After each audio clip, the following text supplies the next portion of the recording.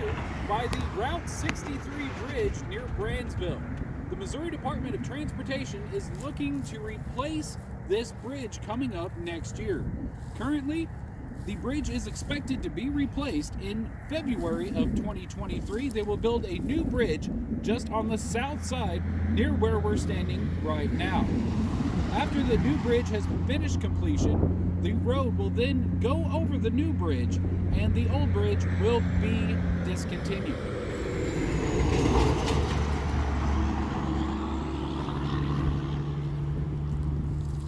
For those who would like to see parts of the project, visit MoDOT's website at modot.org/63 Howell Bridge. For Ozark Radio News, this is Nate Hudson.